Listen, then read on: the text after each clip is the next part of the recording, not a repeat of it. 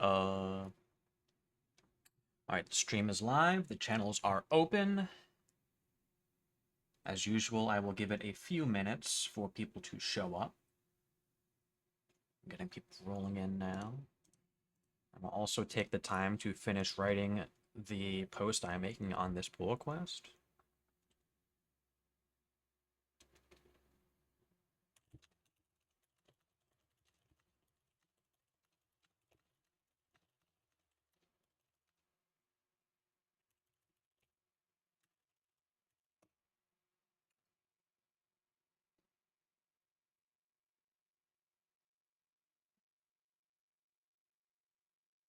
WTF is a mile. It doesn't work the reverse. Like you can't use that on us.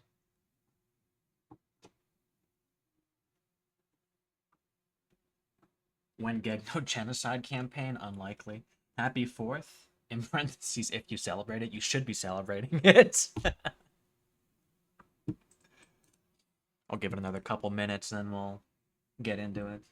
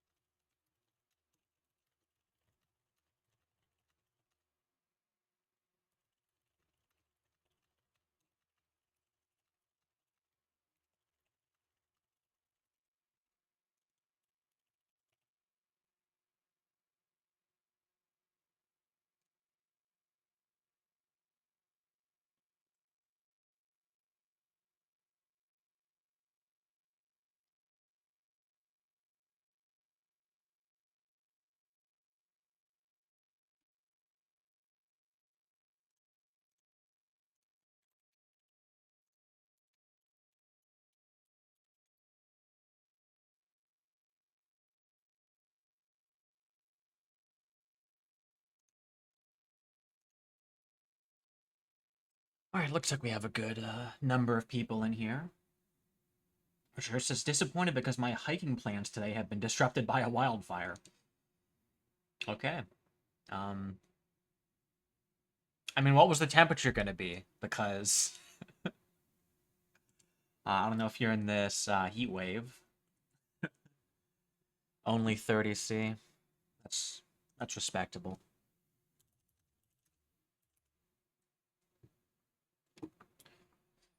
Although I don't know, I've seen people complain about 30 C. Couldn't be me though.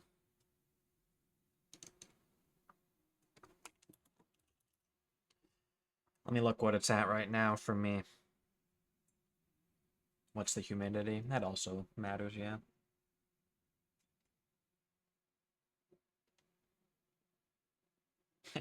98 degrees Fahrenheit, which is 36.6 repeating Celsius.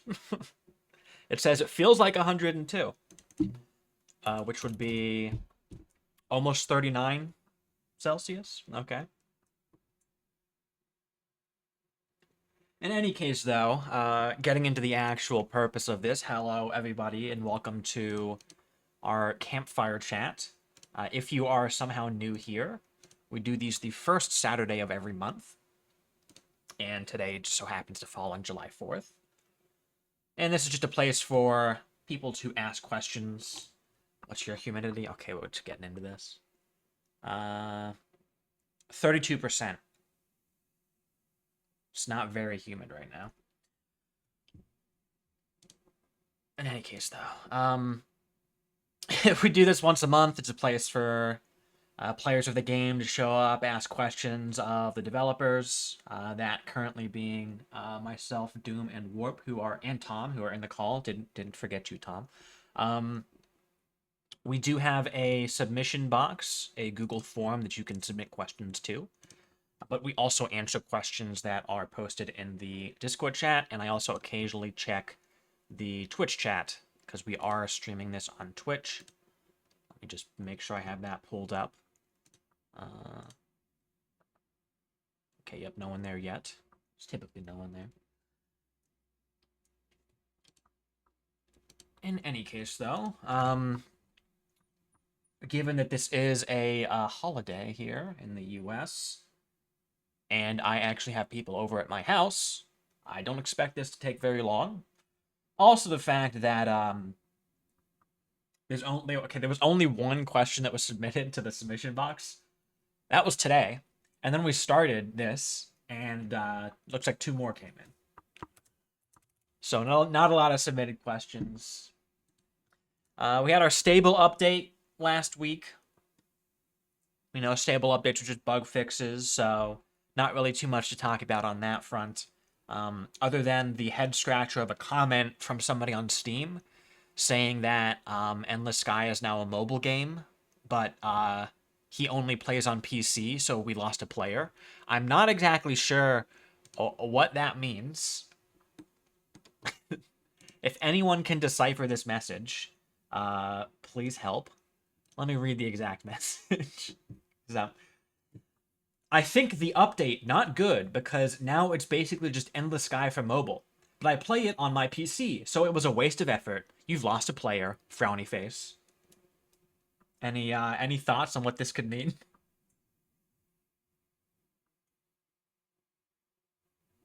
Did the hive need to shave?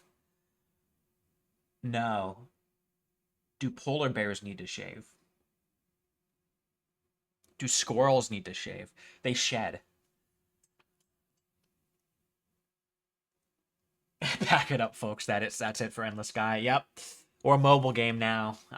We added microtransactions. We added advertisements. You have to pay $1 to get rid of the advertisements. Yeah, add gotcha mechanics. Every board needs an ad. Yep. The jobs board is just actually full of advertisements. You have to sift through the advertisements. It's like those pages with 20 download buttons. You have to find the right download button. In this case, it's you have to find the right entry on the jobs board that's actually a job. Most of them, if you accept, you actually pay money to do something. I don't know. We'll be adding microtransactions. You'll be able to buy grid fires for £800 each. That's a hefty price there. Don't forget the loot boxes we didn't forget. Playing Endless Sky on Steam Deck is an experience. That's what I do. Oh, I'm sure it is. I don't own a Steam Deck, so can't really test it on there. I've thought of buying one. I also thought of buying a Steam machine. And then I saw the price. Unfortunately, very high. I'll wait. Maybe it'll never go down. Which, just with the way things are. Azure says I'm currently building a PC. Yeah. Okay, okay, I don't know how much I want to get into this, but the funny thing about the whole Steam machine price debacle, people were like, oh, I could build my own PC for cheaper. And all the cheaper PCs, quote unquote cheaper PCs that people built were either worse specs, or if they were equal specs, it was like $10 cheaper. And it was in like a full-size PC case. Part of the draw of the Steam machine is it's small and very portable. If you like want to use it to travel with, you can. These PCs people were building on their own were not portable in that way. So we're kind of missing out on something. That's a lot of ramen.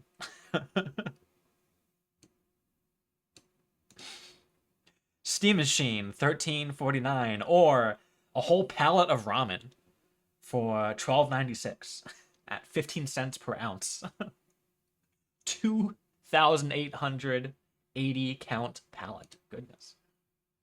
Small form factor time, yeah. And we had an AI assistant agent to Endless Sky. Yeah, it's called the autopilot. You didn't know that? Whenever you use autopilot, we route it through ChatGPT. No. Rendezvous with ramen. That's about 250 kilograms of ramen. Goodness.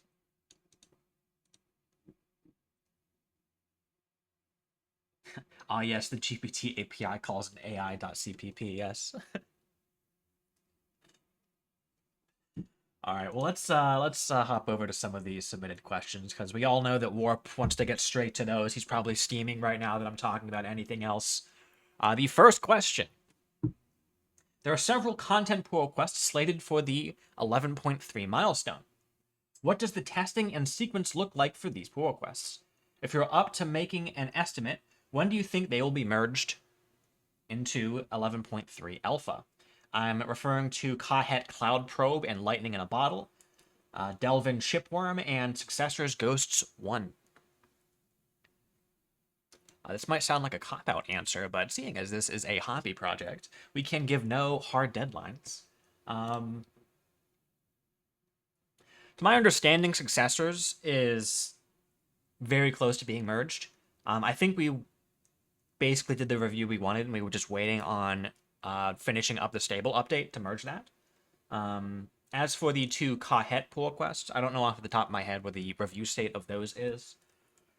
In terms of the testing, what the testing and sequence looks like, I mean, it's the same for any other pull quest. It's just a matter of reviewers reviewing it, developers also reviewing it, or looking at the reviews from others. If there's a lot of approvals, sometimes we'll just merge stuff based off of the approvals of the reviewers. So we trust you guys sometimes. And then once the reviewers look at it and the developers look at it, then a developer hits merge, and it's in. It's not really too complex. The wait time is just a matter of people having the free time and the desire to look at certain pull quests. Darius says, I did a full playthrough of Ghosts last night. There were a few little bits I wanted to get to. Okay. So there's your answer for that. Still some things that need done for that.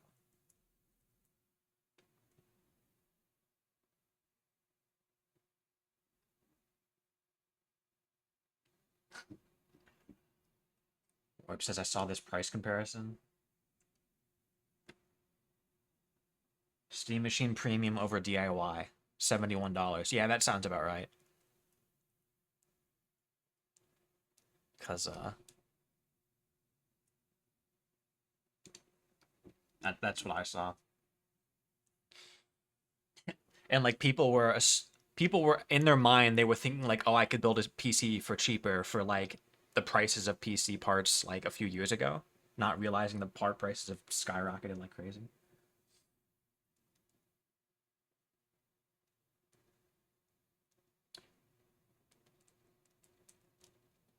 In any case, though. Next question. Will you ever meet other pilots out there who have gotten a jump drive like you and gone exploring the galaxy? Seems odd you're the first human in a lot of hard-to-reach places. There's a few things to note about this. Well, for one, there actually are already references to other pilots who got access to jump drives and left human space. For example, the alphas. Those technically count. They are people who were within human space that got access to jump drives, they left.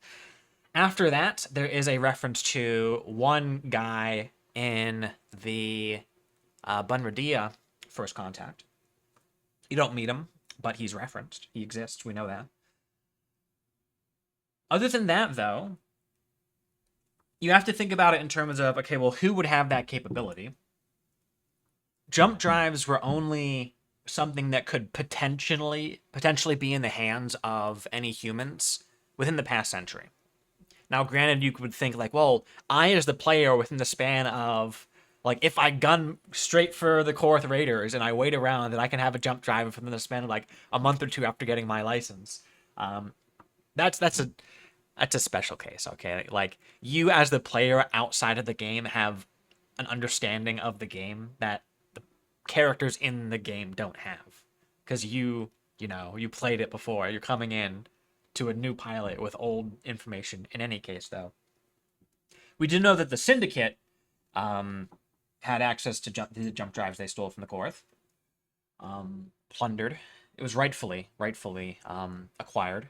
And they did use those to explore a bit. Legitimately salvaged, yes. And but the thing is, that is the Syndicate as a company, as a organization.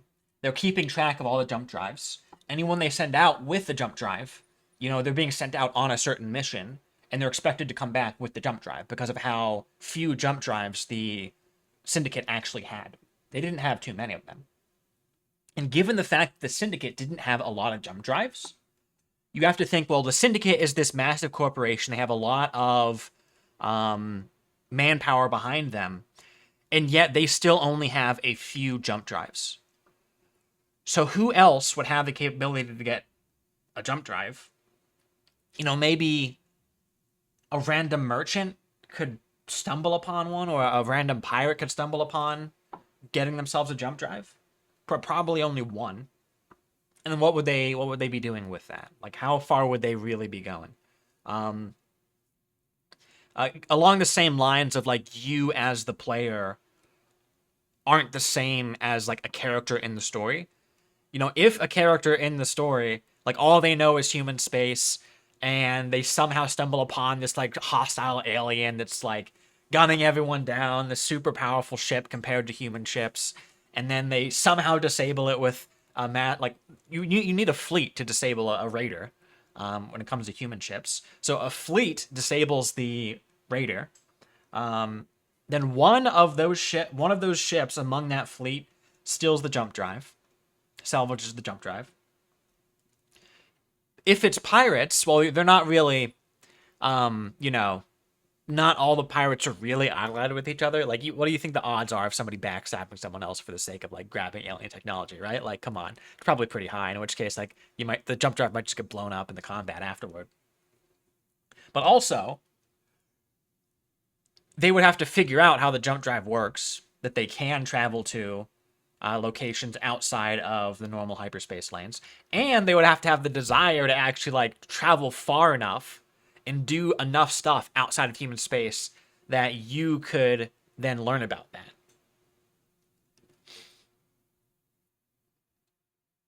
So there's a lot of layers to this that I think result in very few opportunities for anybody to actually match these criteria. Jure says, by the way, we should add multiple pirate governments that are mutually hostile, Kai style. Pirate A that fights Pirate B but doesn't enter wormholes. Yeah. I would rather, what I want to do with that is, right now we have, governments have relationships towards other governments.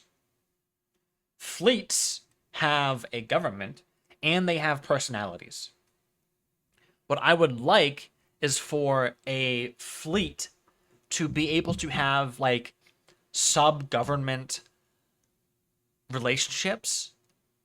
So you could have two fleets that are actually the same government, but they could have different relationships toward other governments, or even towards their own government. And the fleets would, like, each ship would know which other ships are in its fleet. Then you could have two fleets from the same government that are marked as hostile toward one another. And they would fight, without us having to just keep stacking governments. Oh, yes, instantiate a new child government for every fleet. Not like that. It would not, that's not exactly how it would happen. You would still only have the one main government object. To be fair, it's not like we need to add that many new governments. I mean, for each individual case where we want something like this, no.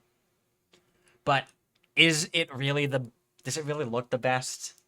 I feel like it's kind of clunky to add multiple governments for this sake. I would like the ability to give a specific fleet a different language requirement to hail. I mean, like stuff like that. That would tie into having fleets be able to change government level details.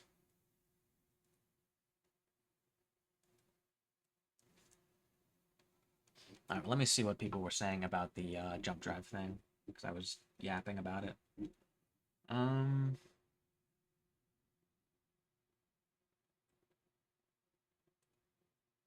Just wondering if others like the Syndicate would get out there. Well, again, like, jump drives are only accessible from syndicates, from the core. The Syndicate are the main force there. You probably don't have any other government power, unless the Republic was aware of it, but it's kind of implied that they weren't, that the Syndicate was keeping it under wraps enough that nobody outside of the Syndicate knew. If, at best, maybe the Republic did know, like Republic Intel maybe knew, but they probably weren't sending fleets into Syndicate space to grab their own jump drives, because then the Syndicate would know that they knew, and they would know there's a mole. You know, there's layers to it. It would be more interesting to hear of a random alien pilot that followed a similar path to First Last. High with looted jump drive traveling the galaxy when? You know, that actually would be more interesting. I remember there's a spaceport encounter where a pirate crew said they stole a jump drive from a weird ship and regretted going beyond human space. Spaceport encounter. You mean mission or news? I don't actually recall off the top of my head which one that would be.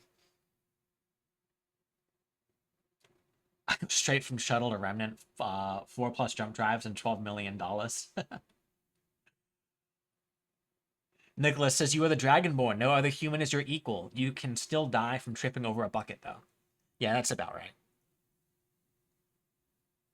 Khan says, I think that's jarring about the lack of present-day humans outside established human space for your jump drives, is that the rest of human galaxy seems unbothered about the implications of post-Free Worlds campaign hyperdrive lanes being shut down and only accessible via hyperdrive, or via jump drive.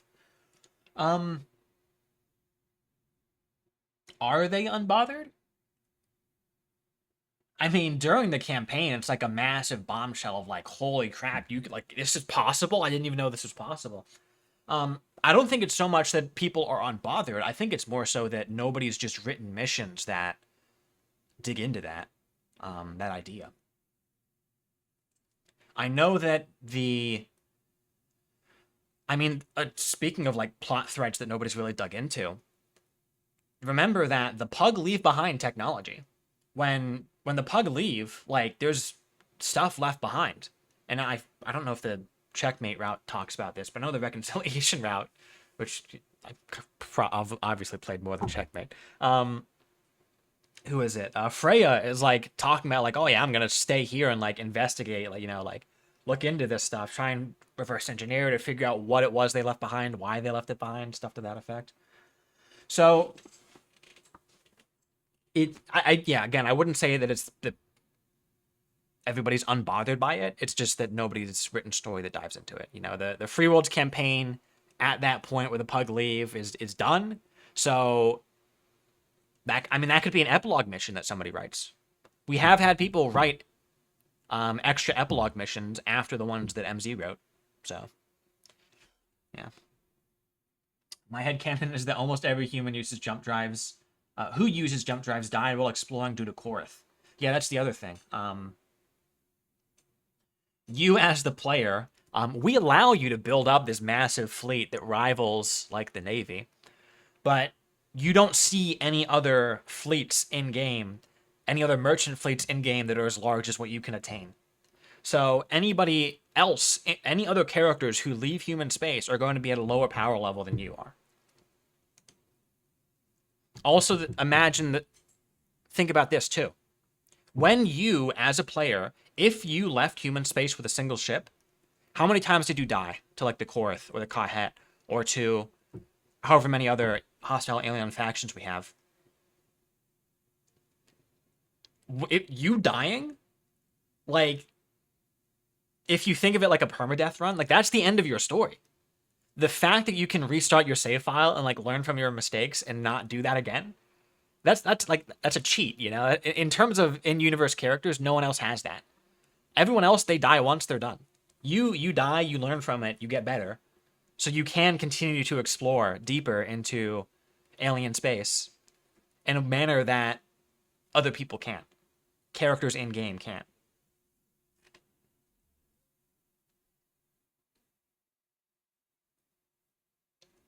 Also, Doom asks, you sure that mission is not from a plugin? I don't think that jump drives are supposed to be explicitly mentioned in just random spaceports in human space, yeah? Warp points out that the Syndicate gave most of their jump drives to the Alphas. Okay, so they did have more, but again, how long did they have to... They had the Oracle for a long time now. It sounded like they had it for a hot minute. So they had a lot of time to restock on jump drives, yet they still didn't have a lot.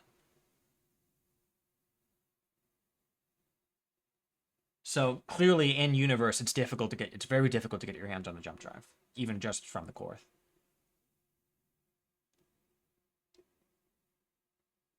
Anyway, let me keep skimming.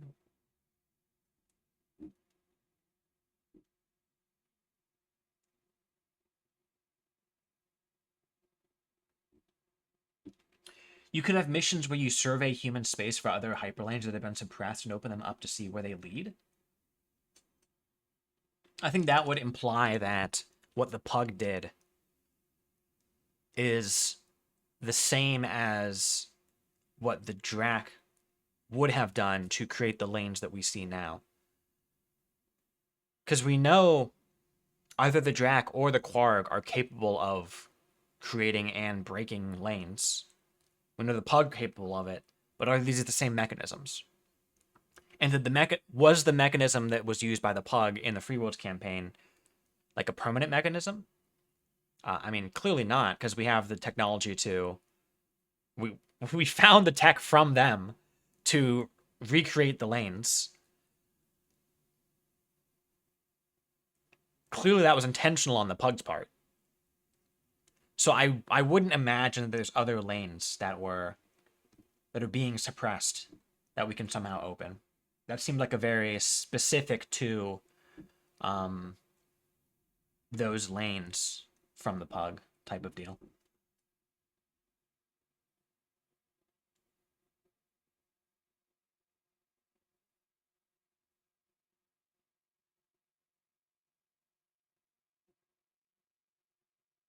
I would say the Pug were suppressing existing lanes, not actually breaking them. Yeah. But again, they were suppressing them with technology that we were able to make use of to unsuppress those lanes.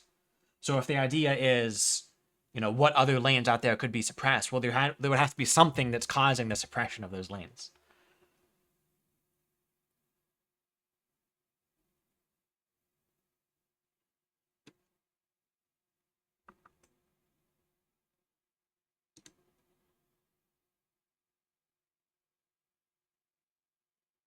Why is there no escort flee feature? When escorts have cloaks, they can use cloak and run, but there is no feature that makes them flee even without cloaks. Your carried ships will. If you have drones and fighters, they will flee back to the carrier.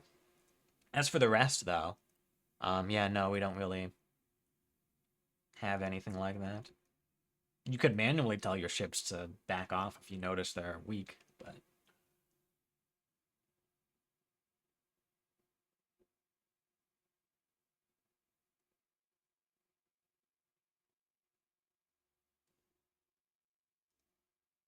The idea would be that there are old lanes that have been suppressed for some reason. Maybe the Pug did some stuff during the Alpha Wars. Again, though, you would need to have whatever technology is causing the suppression be discoverable. I mean, we found the ones during the Pug invasion, so those were probably out in the open if we found them. If they weren't out in the open, then they were at least detectable by some means. Easily enough for us to find them very quickly. And by quickly, I mean like within a day. Where else would this tech be? Like, why would nobody have stumbled upon this before? If there are other places accessible to humans before the Pug invasion that are suppressing lanes.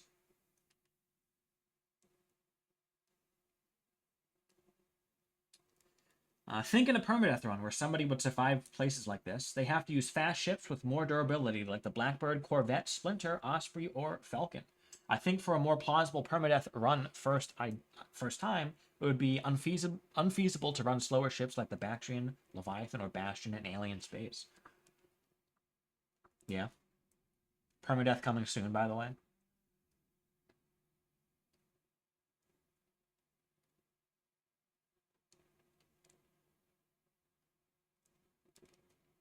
Azure says the jammer could be on the side not accessible via hyperdrive, so you'd have to head over there via jump drive and shut it down. Okay, so then at that point, we're talking about adding new systems to the game.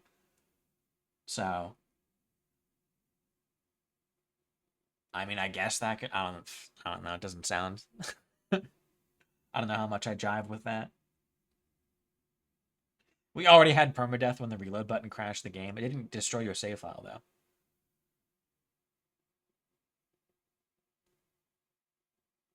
Clearly, we need a hyperlane send you straight into coalition space. Yeah, no. All right. Let me move on to the next question because we're getting more submitted questions now. And I do actually want to wrap this up within the span of an hour. So we're already half hour in. We're about halfway through this.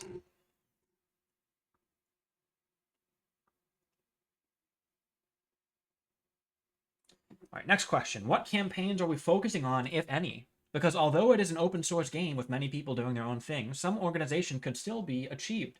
Is there plans for expanding the main human plot? For example, alternate missions based on your ship power, so veterans can get a more realistic story rather than being baby missions, or something else entirely. Two things to say to this. One, I don't know, Wander campaign, Doom ? And Republic campaign. Although that might still be on hiatus, I don't know. Those things are being at least lightly worked on.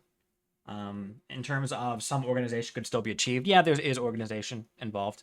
There is a whole server for the Republic storyline, so there's that. As for alternate missions based on ship power, so veterans can get a more realistic story rather than being baby missions, I object to the framing. This implies that veterans necessarily have overpowered fleets. That's a choice. That's like somebody who's brand new to the game could buy 100 ships if they wanted to and just steamroll the story. It's not a matter of you being a veteran that makes the missions easy / unrealistic. It's a matter of you buying a massive fleet or accessing alien technology prior to doing the campaign. I don't know how much I want to focus on making these stories scale with your fleet. Calling that a more realistic story, it feels more unrealistic to me. Because then that implies that the Navy is always going to be capable of matching your power level. The Navy is going to have like a cap on how much they can even send into battle. Because they're spread across all of their territory still. They're defending their whole territory. I mean, even in the free worlds, like the free world is split between fighting the Navy and fighting off pirates. That is a major plot point of the campaign. If you feel like the missions are baby missions, I would just suggest, putting restrictions on yourself. For example, recently we added the game rule that lets you to restrict the size of your fleet. Play with that. Restrict the size of your fleet. Make it so you can only have 2 escorts or some small number of escorts, and you can't have more. Or just decide to not use alien technology if that's something you're doing and you feel like that's making you steamroll missions.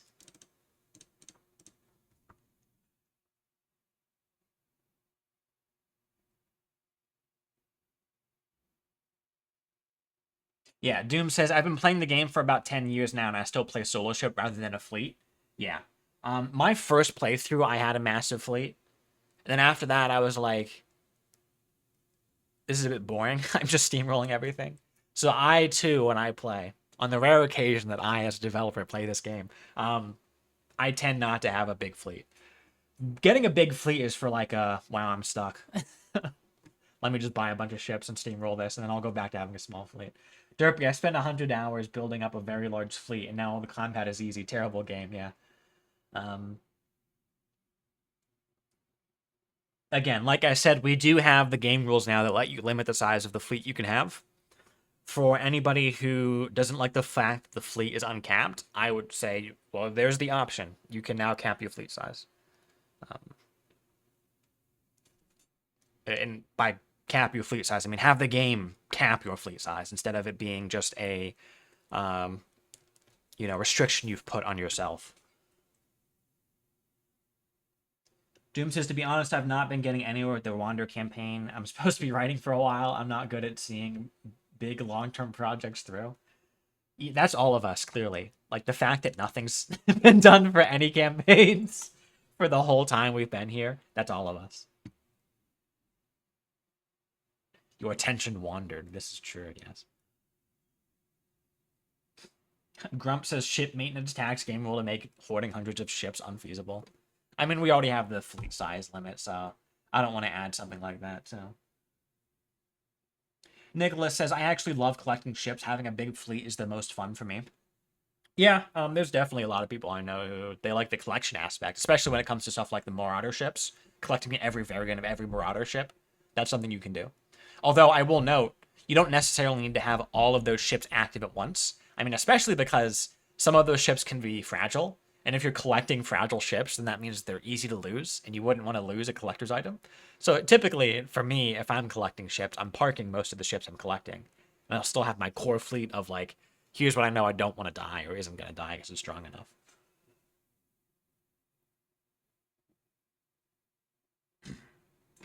Azure says, to be honest, I think it would be fun to have adaptive fleet sizes for the pug battles, or at least have them adapt to the tier of ship you're flying. Now that's something. That would be more likely than the Navy adapting to you. This would also be an excuse to add tier 2 pug ship sets. I mean, we've already had that excuse with the Wanderers, to be honest. I said this years ago, like, oh, the Wanderer pug, like, they're tier 2 pug. Like, they're right next to the tier 2 faction. They should have tier 2 ships. And then they pull out the tier 3 ship to fight off the high. But yeah, we do need tier 2 pug ship sets. And probably more tier 3 stuff, aside from just the Orfecta. If anyone wants to do that, hey, it's open. I enjoy the experience of ripping my hair out, balancing outfits across factions all across the galaxy. This is one of the draws of the game.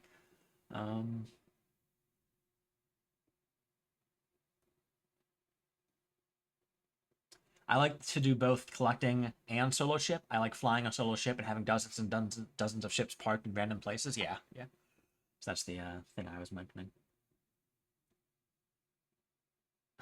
I just have the mindset of you can't just buy these, therefore I must massively stockpile them endlessly. Doom says, yeah, tier 2 pug ships for the Wanderers is something that we'd like, but it's low priority. If someone wants to do it, that'd be neat. Yes, exactly. We don't actually need tier 2 pug ships, but we want tier 2 pug ships.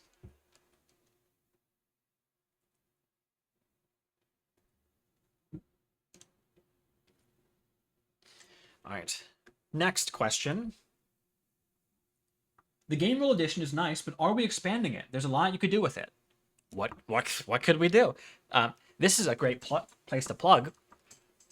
Every time we do a major update, at the bottom of the announcement post, we have a link to a Google form that asks questions about the update. It asks, like, do you like this change? Any feedback on that? And then there's a free entry box at the bottom that says, is there anything else you want to say? And I'm pretty sure one of the questions we asked in one of the recent surveys when we added game rules was, what game rules do you want to see us add? Yes, this is going to be expanded upon. I already have a few pull requests open for expanding upon it. I have more ideas for expanding upon it beyond just the game rules I have already in pull request form. And if there's any ideas people have that I think make sense, I'll work on them.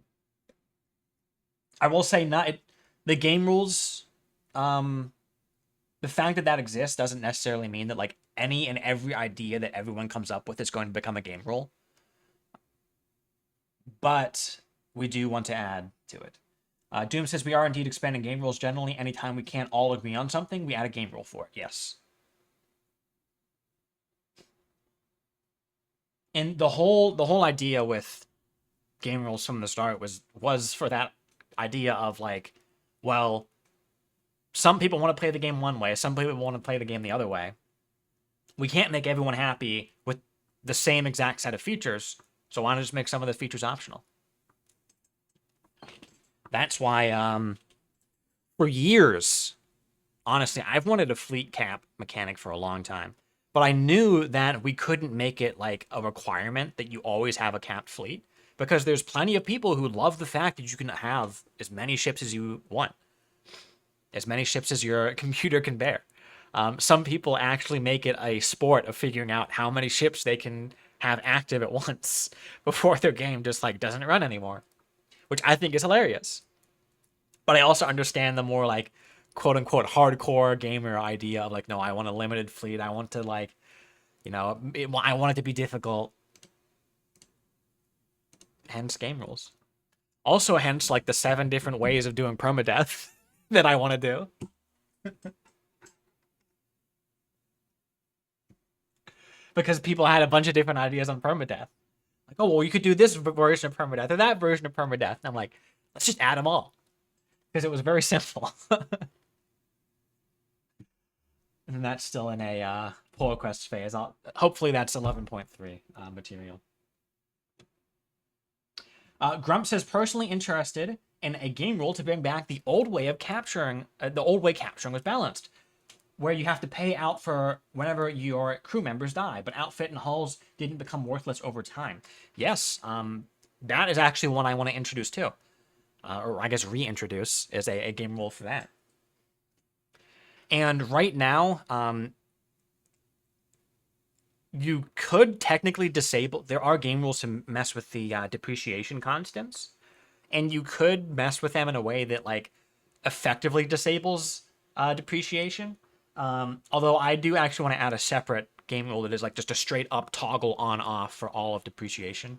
That way you don't have to, like, figure out, okay, what values do I set these to make it so it doesn't actually lose value over time. Yeah. What are some other... There's probably some other mechanics that have been removed over the years that we could reintroduce as game rules. But that's the main one that people talk about. Am I supposed to make 20 mil a trip on trading with a small fleet? How small are we talking? What are you trading that's making you 20 mil a trip in a small fleet? Maybe for jobs. When you go outside and it's 100 degrees.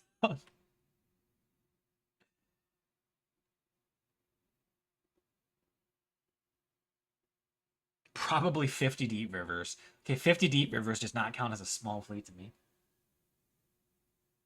I think their point is that they can't make that much money a trip with a small fleet. I mean, you could. You just wouldn't be trading. You'd be stealing ship. You'd be capturing ships in a small fleet that are worth 20 million a pop. I should move to like Reykjavik or Murmansk or Anchorage or something, yeah. Do you need to make 20 million credits per trip if you're only planning to use a small fleet? This is true as well. If you have a small fleet, you don't need as much money. But again, if your whole thing is like, I want to see the number go up, then we let you do that. Khan asks, or says, this art is so cool. Is there an art Bible amongst the game's artists who can coordinate the art style of the game across all graphics? No. Not at the moment. We have talked about making some sort of like game development Bible. I think the focus we had was on like the story of the game. Although we could like very easily add an art section to that.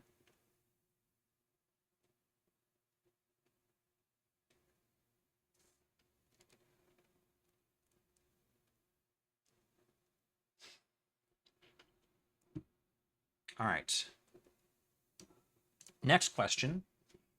When can we get a direct in-game save data editor so that we can skip the boring gameplay loop faster? Make a plugin that starts you off with a big fleet and a lot of money. There, that's your in-game save data editor. Also, why would we need an in-game save data editor? Ever heard of Notepad? A Warp says technically the game is already a save file editor. Yeah, you do stuff in the game and it edits your save file for you. Also, ZipRoot links the all content plugin and Omnis and leaves out WorldForge. I will remember this. You have left out WorldForge. Yeah, there's plugins you can get that already like let you just do anything you want.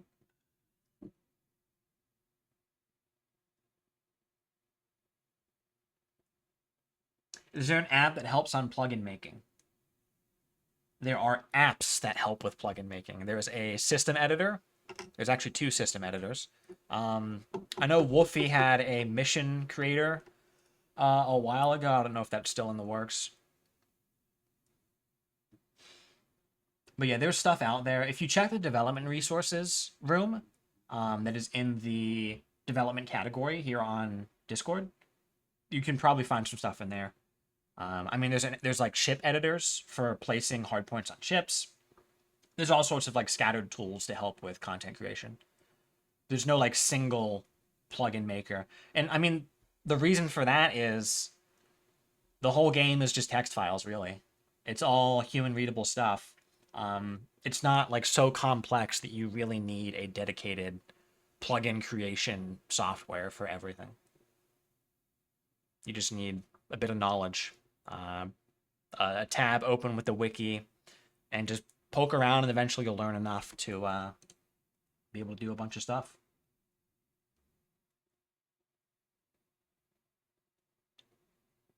Darius says, we in response to the question about the art Bible, we learn from each other and we reuse basic templates for the .blend files and so forth to ensure lighting is consistent and things like that. Yes. And then in the end, everything goes through review. So if for whatever reason there was an issue with the art style of something that somebody was trying to contribute, then we would bring that up in the review of the pull request to align things better with the game.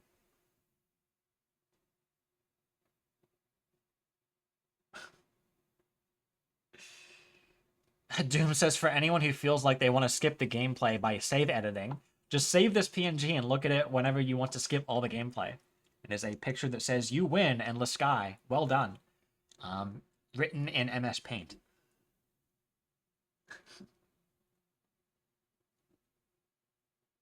When are you going to merge that PNG? But yeah. TLDR, if there's something boring about the game that you don't like, the game is super modifiable. Go for it. Edit it.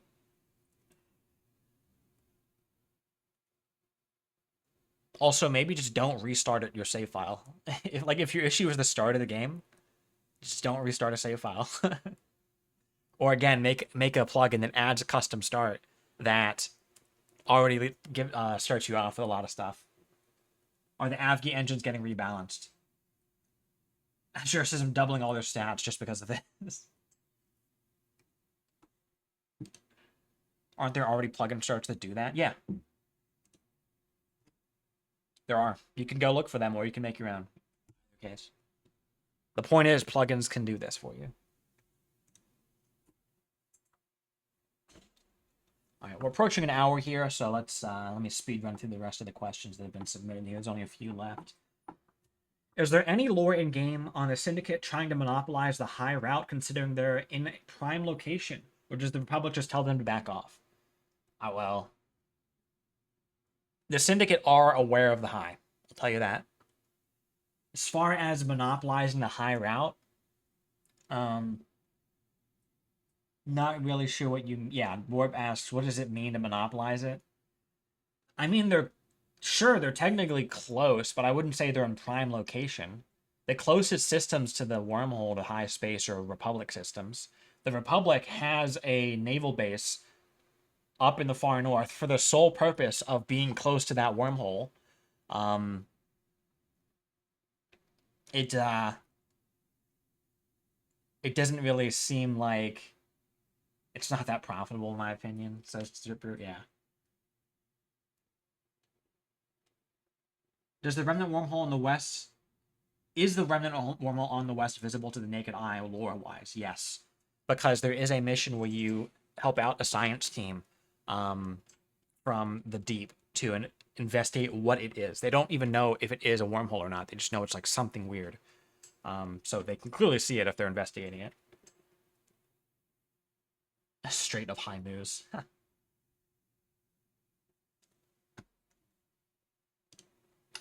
Azure says the only possible balance change I have planned is having most of the drag reduction on the torches over the AVGI ships themselves. Moving most of the drag reduction to the AVGI ships. And Doom says, I've been asking you to do this for a while. Please do. Yeah, do that. I hate FOSS. If it doesn't include DRM, I don't want it.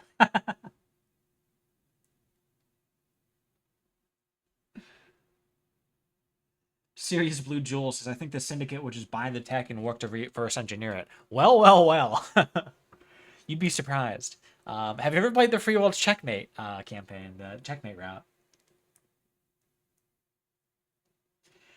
Warp says the Syndicate versions were the original outfits. The High actually reverse engineered their designs. Few know this. Alright, up next. I would love to see more of Freddy content. The little bit of missions with Wanderers, and I want to buy their thrusters. Same. I would too. Someone's got to work on it. What would be considered the biggest threat in the galaxy without the intervention of First Last? A second Quarg versus Heliarch war? The Korth Raiders returning? Question mark. It looks like this question was kind of cut off because it says Retu at the end. I'm guessing that means returning.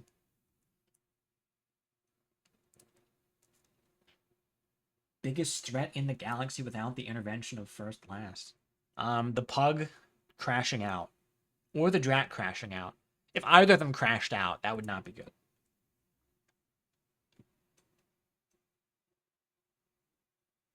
Otherwise, I don't know.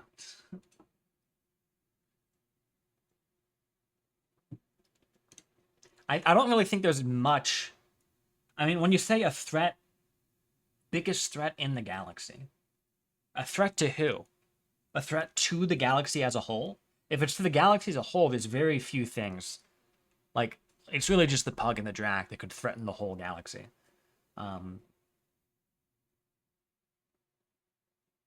Otherwise, like, a Quarg versus Heliarch war, like a second one, that wouldn't really... You know, that would affect the Coalition area, but the rest of the galaxy would be fine. Same with the Korth Raiders attacking the High. Like, you know, whatever. There are some interesting things hidden away, though, that I aren't even mentioned. If you know, what is it? Oh, what is the name of it? How am I forgetting it? What's the one alien faction that was like, no, not the Roulette. The Roulette are dead. Like, that doesn't actually do anything. There was an old alien faction. It started with a T. I swear it started with a T. The Trin. Yes, that's what it was. The Trin. That's canon, by the way. Not really, but the Trin was an idea for an alien faction a long time ago, and I mean like, 8 or 9 years ago now, where they were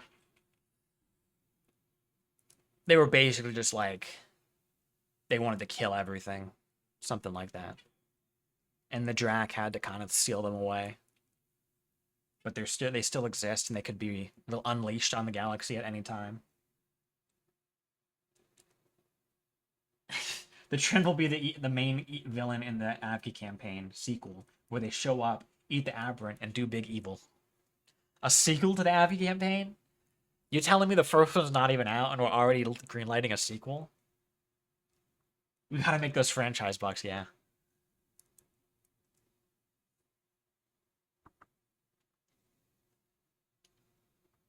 Alright.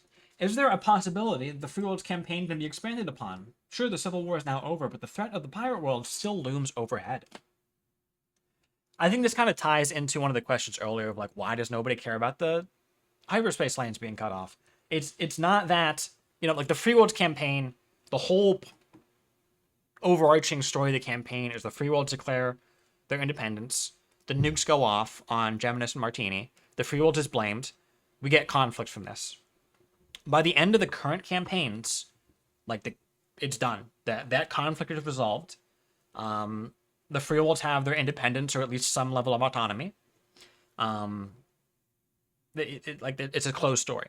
Now, but there are story threads that remain that can be spun off into their own storylines. So I wouldn't necessarily call it an expansion of the Free Worlds campaign for us to pick up a story thread left by the current campaign and continue it. That just seems to me like the start of a new storyline. And like I said, you could have epilogue missions that, you know, like 1 or 2 epilogue missions that covers this, or you could have a whole new storyline. Now, it probably wouldn't be as big as the Free World storyline currently is.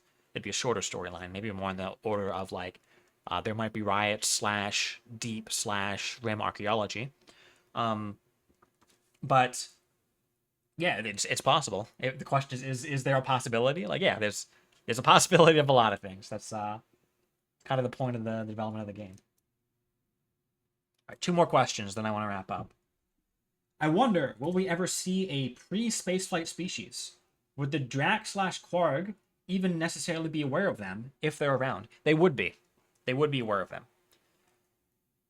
The answer to both questions is no. We have had concepts for pre-spaceflight factions. Can you even call them factions? Yeah, alien factions. They would just be a single planet, and that's it. And you kind of show up and see them, but you can't do much with them. You just know they're there. Isn't there a faction without hyperdrives? Yeah. But that's not really pre-spaceflight. I think the idea is more like they haven't even shot a rocket up into space. What I'm thinking of is I was talking with somebody about this a while ago, like a few weeks ago. But it was do you guys know that a lot of the exoplanets that we found are in a category called super Earths? And a super Earth is just a terrestrial planet, so it's not a gas giant, but it's on the range of like 2 to 4 times bigger than Earth, or more massive than Earth. And we've theorized, like scientists or whatever, have theorized, like, oh yeah, well, you could probably have life on a planet like this. And if anything, the fact that it's like, it has a thicker atmosphere could mean that it's less susceptible to certain phenomenon that could lead to the extinction of life on a planet.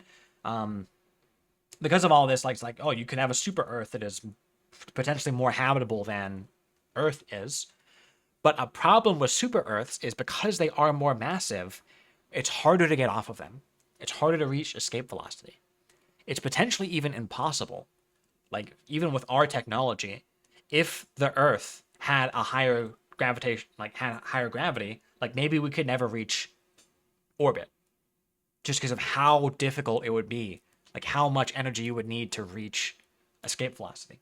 So, along those lines of thinking, I've thought of what if we have a super Earth, not the Helldiver super Earth, but an Earth that is an object that is 2 to 4 times the size of Earth, that is a terrestrial planet that does have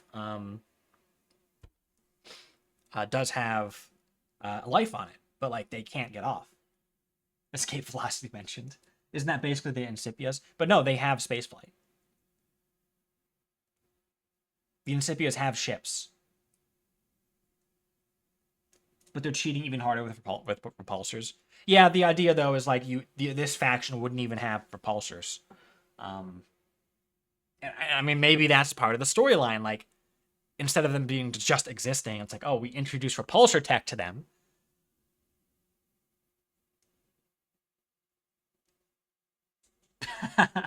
Last time we tried to add a super Earth planet to the game, it resulted in massive back and forth argument between me and Gray about atmospheric pressure and temperature. I remember that, yeah. Rip new cola.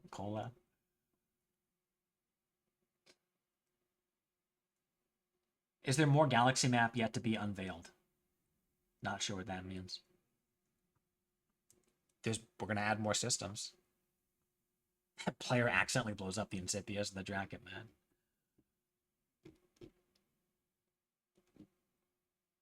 Yeah, to go back to the original question, the answer is yes and yes.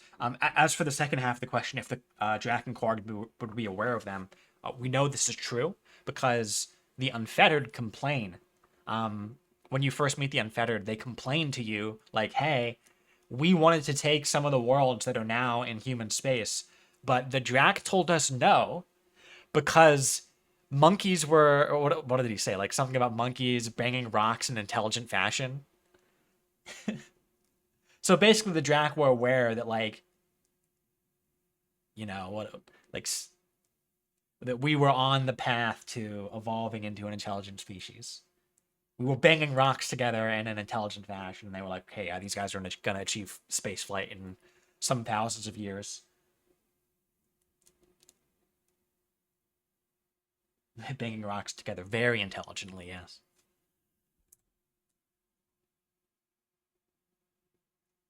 Okay, last question that's been submitted. And then we'll speed run some questions on Discord, then we'll wrap up. When can we run a hit mission with the Remnant?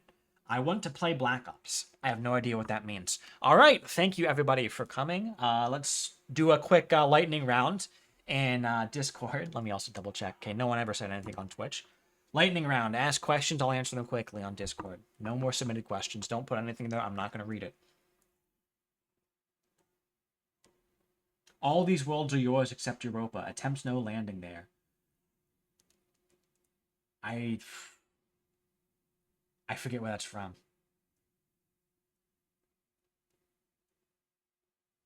Two 2001. 2010. I know that name. 2100. Oh my goodness. 1200? Given the sheer size of human space compared to other factions, the Drac must have a pro-human bias. No, human space is larger than was originally intended. Intended by the Drac, that is. There's spoilers in there. I don't know if we want to get into it. Do you think the Drac can get political? What do you think the Ember Waste is? Yeah, Ziproot explains why human space is so big.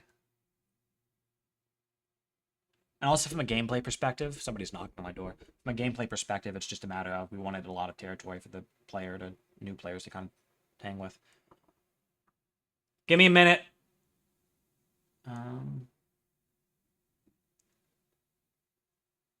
From a gameplay perspective, someone is knocking on my door.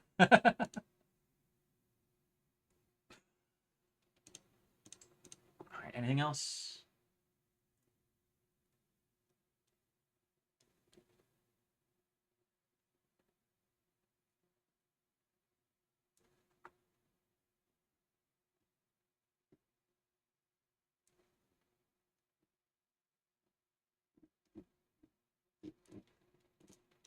Doesn't seem like it. I'll just sign off then. So thank you everybody for showing up. Thank you for making this not boring. Have a good 4th of July. As I said at the start, we do these the first Saturday of every month at the same time, roughly. Maybe it's an hour earlier or later some days. So the next time we do this will be August 1st, the first of the month. The next, since we just had a stable update, the next unstable update is going to be end of September.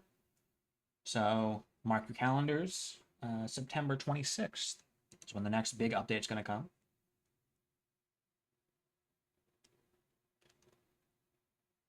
Anything else to go over? Anybody else any of the devs want to say anything?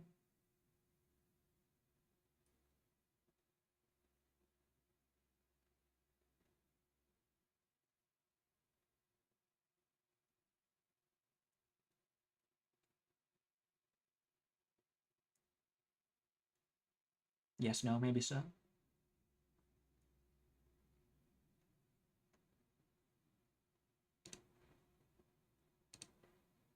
Azure says no. All right, we'll wrap it up there. See you guys next time.